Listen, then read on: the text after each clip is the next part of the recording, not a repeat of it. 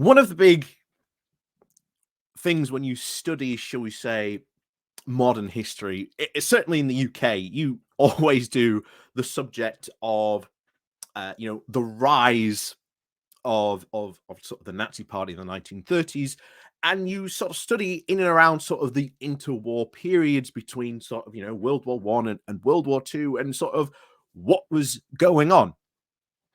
And one of the big things you will very often study and look at is what happened to Germany after the end of World War One.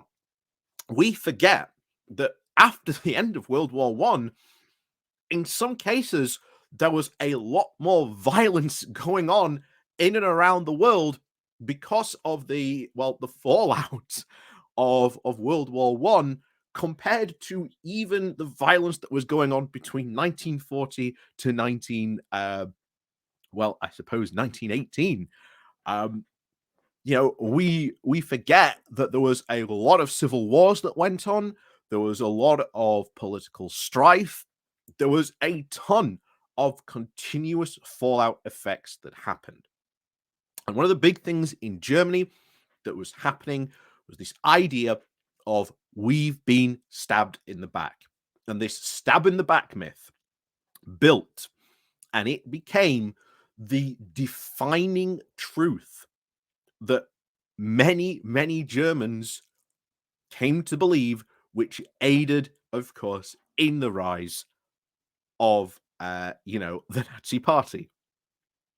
And this is something that we are seeing now.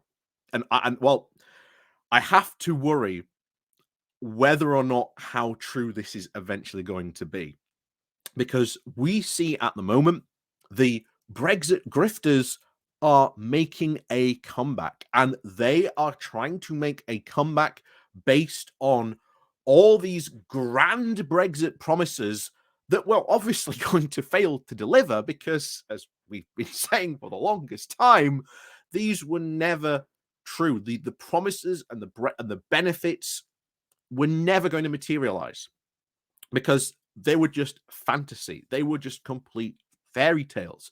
As we always said, when fantasy meets reality, reality always wins. And we've just done a big poll recently in the Independent in the last video that we covered. One of the big things that was coming out was that people were feeling a big dissatisfaction with the fact that we haven't taken back control, and that a lot of the promised Brexit benefits were not delivered upon. And we have to worry about the fact that these grifters may come back based on this conspiracy theory that Brexit isn't done, or that Brexit has been a betrayal, or what in fact we've got was a Remainers Brexit. Well, whatever that means. But we have to be careful about it. And I want to go over, you're not going to go over the full piece in this. I just want to go over just two of the paragraphs here that John Harris has done in his piece for The Guardian, because he's pointed out something I think we should be really worried about. And I don't know how worried we should be about. I know some people might accuse me of being, maybe being a bit too alarmist, but I can't help but think maybe there is something here to worry about. Maybe this is the bigger point we should worry about. And we'll get into that in a moment. But before we do go getting into this, please do remember to hit that like, share, and subscribe button. And of course, down below, there are links to my Patreon page and a one-off donation link called Buy Me Coffee, where you can buy me coffee. And as always, thank you very much to all those people who do help and support the channel. And of course, down below, there is the YouTube thank you button as well. And of course, there is the Pony Club as well. You can join too, which also helps support the channel. So, as always, thank you very much for all the support. Like I say, you guys show the channel. Please remember to hit that like, share, then the share button. If you are new to the channel, hit the subscribe button. And of course, do remember as well to ring the bell. Like I say, that way you get notifications of when we drop a new video or when we go live as well. So, Let's go over to The Guardian on John Harris's piece on this, where he talks about the wreckage of Brexit is all around us and how long can our politicians indulge in denial. So the sense of this is essentially that John Harris basically goes, look, no one is engaging with the fact Brexit has done a lot of damage to the UK, and it has. Brexit has done a lot of damage to the UK, and we've talked about it all last year and probably all this year as well, that politicians from all various parties, probably except the Liberal Democrats, are not talking about the realities that Brexit has done to our economy, the problems it is causing, and the fact that it is doing damage. They just refuse to admit that, the train has crashed. You've got people and conductors coming out saying, come on, everyone, on board the train. Come on, it'll be running soon. But no one is pointing out that the train has crashed. And unfortunately, the conductors who are trying to wave people back onto this train are people like Nigel Farage. So we're just going to go over this because I think this, as John Harris points out, really is the danger. And I agree with him on this. I think this really is the danger that we face. So there is real danger here. The grifters and the chancers who took us out of the EU are still around. And he's absolutely right on this. They are still around, they are still there, and they are still up to no good. Threatening their usual mischief, Nigel Farage and his Reform Party are already planning to field 600 candidates at the next general election, amid the widespread resentments about Brexit's false hopes, and even darker forces may also fancy their chances. And that is the big point here that we should be worried about. The fact that they are fielding 600 candidates at the next general election based on the fact of the resentment of Brexit's false promises. Feed this in to the last video we went about the big poll about people now wanting a second Brexit referendum. A lot of people were very resentful about the false promises and the hopes that were offered to them by people like Nigel Farage. So, Britain is broken, Farage says, but for fear of questioning Brexit itself, no one in politics seems minded to point out that he is among the key people who broke it. Exactly the point. Exactly the point that should be fielded to him. And there is big, fear of pointing this out. And we see it. We've covered the fact that in one of the pieces that we covered very recently, you had Tory MPs who were terrified of even being named in this article, worried about Nigel Farage might come after them and their seats. The fear in the Tory party is palpable.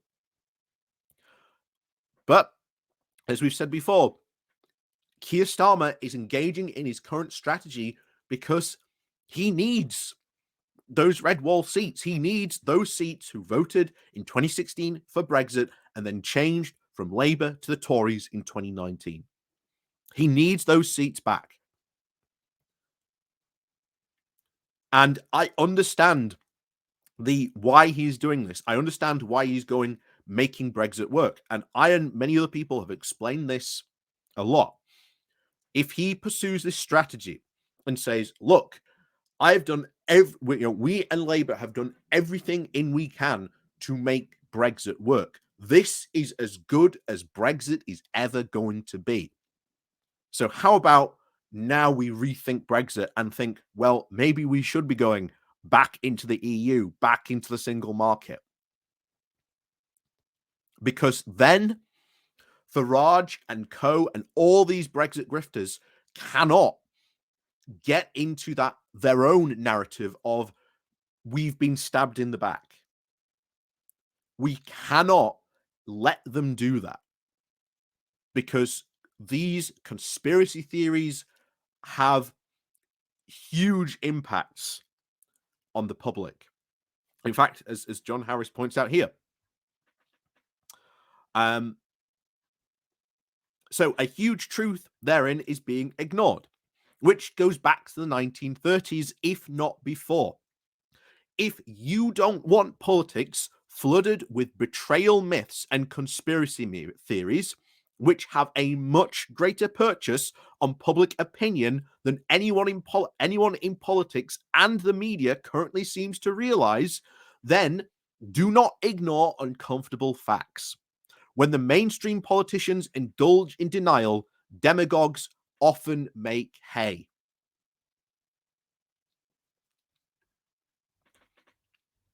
And that is true.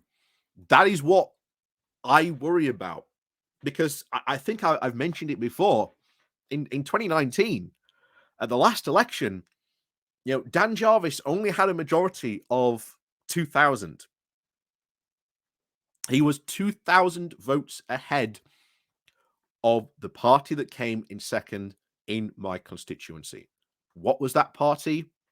It was the Brexit Party. I worry so much what could happen at the next general election. And depending on how they run their campaign, we've got a fight on our hands in our constituency. We really, really do. Because the last thing I want is a Reform Party MP in my constituency. Now, I'll make their life a living hell. That's for sure.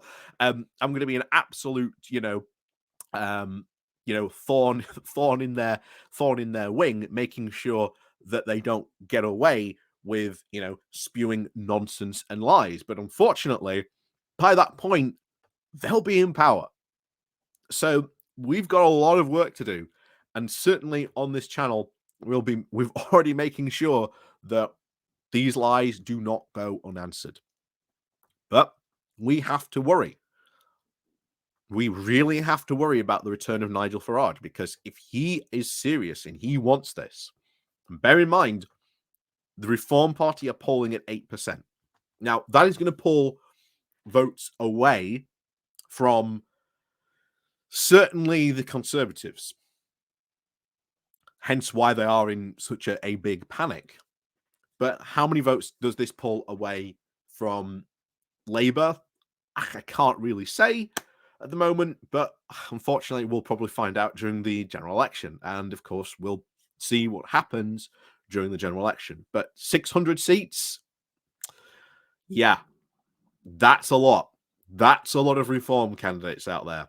And I really do think we will see some Reform MPs. I really do think so. And then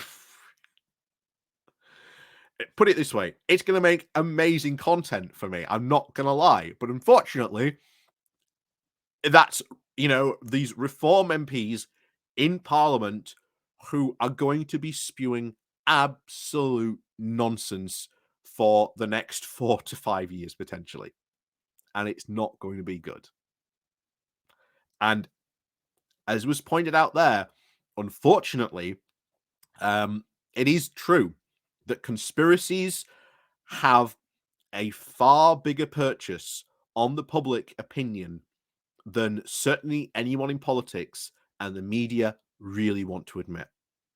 So now we've got to be worried about if this Brexit betrayal myth, this new stab in the back myth, starts to perpetuate,